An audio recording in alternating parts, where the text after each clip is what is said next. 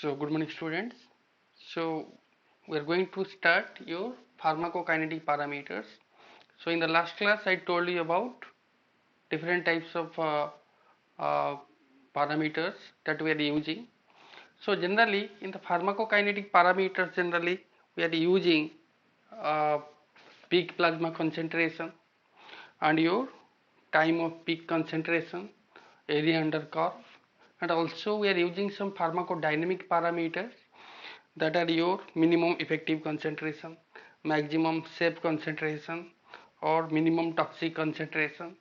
And with this also onset of action, onset of time, duration of action, and intensity of action, therapeutic range, and therapeutic index. So these all are your pharmacodynamic parameters.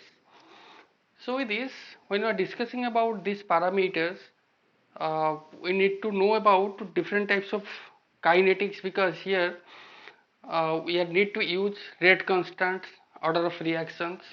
So you need to remember previously whatever you have studied in the physical pharmacy about what are the order of reaction, what are the rate constants for zero order, first order reaction, and mixed order reaction, Michael-Menten equation.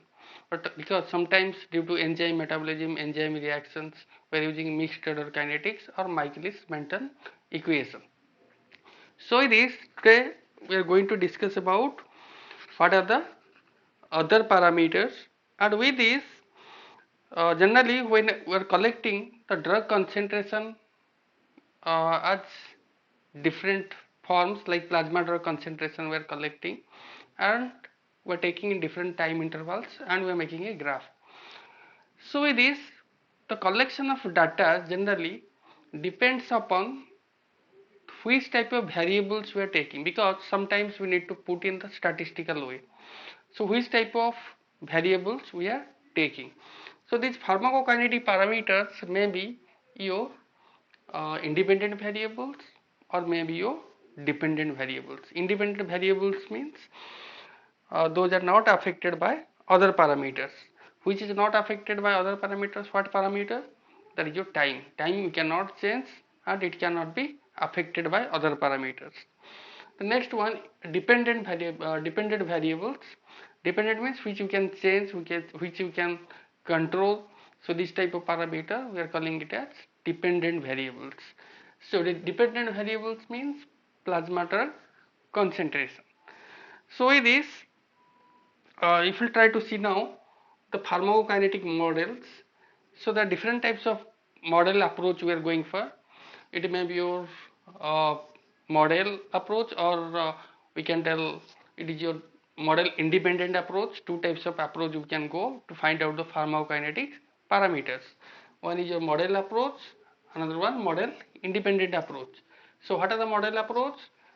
First one, compartment modeling, physiological model, distributed parameter model. Three models are there: compartment model, physiological model, and distributed parameter model. Compartment model, once again, it may be of two types. One is your mammillary model and quaternary model. Physiological models are two types: perfusion limited and diffusion limited model. Then what next? Distributed parameter model is the third one. So these are the generic model approach. Model independent approach means non-compartmental analysis, that I will tell you later. Non-compartmental analysis is known as a model independent approach. So now let us go for the compartment modeling. So this, what is this compartment modeling and what are the parameters we are going to see. So in the pharmacokinetic model, compartment modeling, we can tell it's a empirical model. It's not realistic. It is your empirical. But other two, physiological model and distributed parameter model, are realistic. Whatever the parts there in our body, that will be distributed, that will be separated as per their perfusion rate or diffusion rate, and we'll find out the concentration in every organ. So that is your realistic models.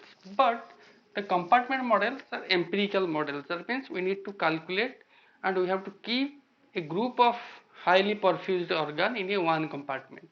So what is this compartment? Compartment means you can see in the, for example, train different compartments there.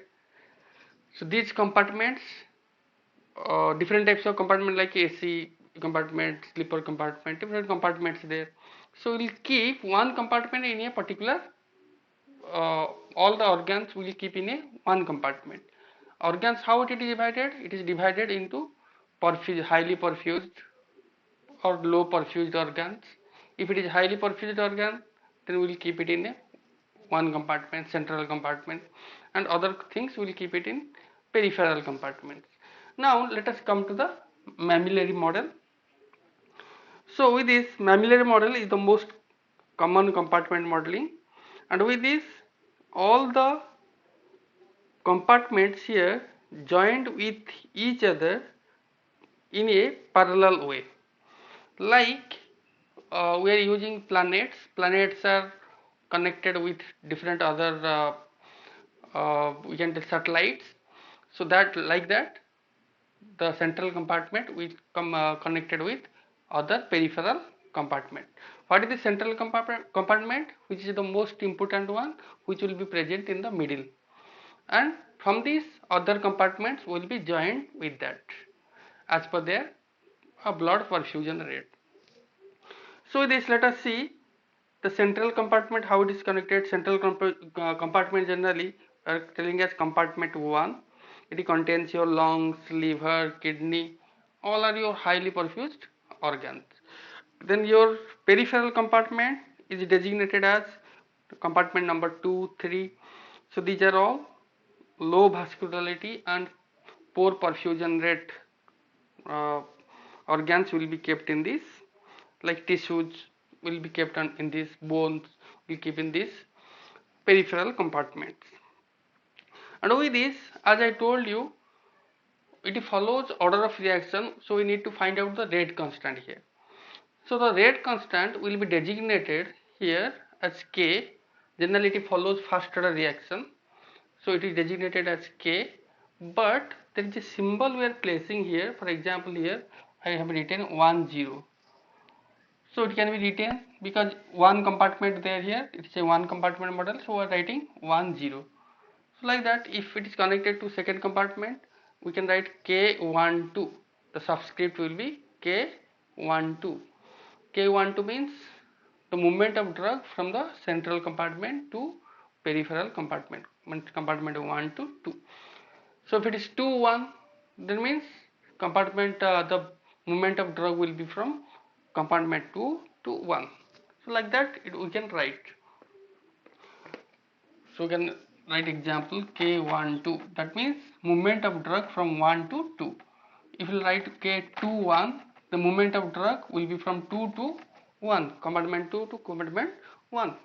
We can write K13, that means movement of drug from compartment 1 to compartment 3.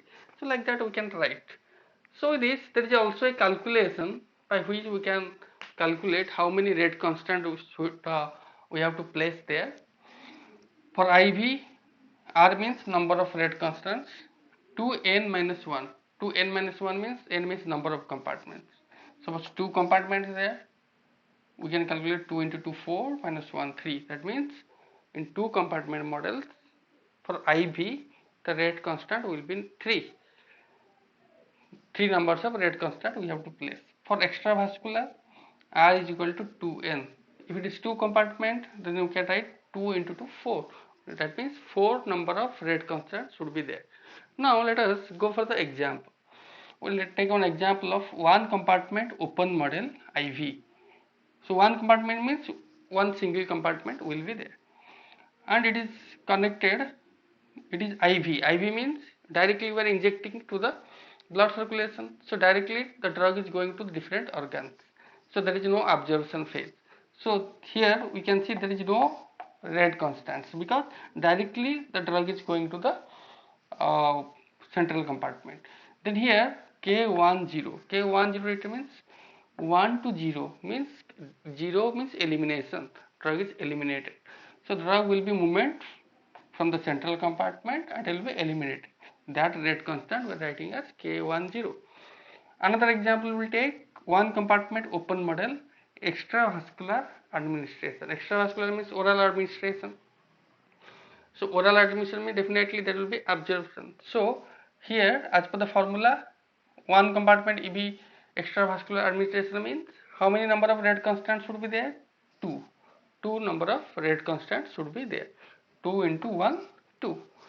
So 2 means K01, K10. K01 means from 0 to 1 means here absorption. So this rate constant we can tell it's a absorption rate constant. K10 means its elimination rate constant, means 0 to 1. Movement of drug will be from 0 to 1, then 1 to 0.